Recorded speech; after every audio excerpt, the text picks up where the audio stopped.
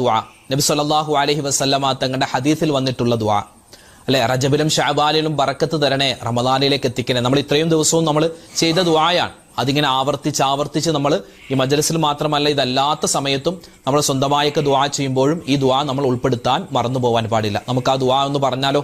എല്ലാവരും ഒന്നിച്ചു പറഞ്ഞോ.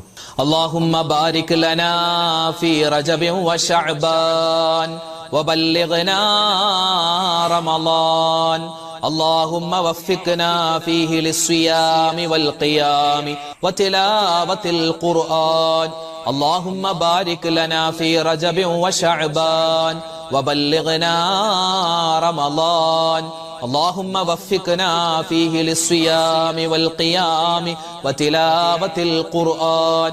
നമ്മൾ ചൊല്ലുന്ന ഓരോ ദിക്റിനും സ്വലവാത്തിനൊക്കെ എന്തെല്ലാം നേട്ടങ്ങളുണ്ടോ അത് മുഴുവനും ചൊല്ലിയ നമുക്ക് എല്ലാവർക്കും അല്ലാഹു തആല തരട്ടെ. അതിന്റെയൊക്കെ വലിയൊരു പ്രതിഫലം നമ്മളിൽ നിന്നും മരണപ്പെട്ടു പോയ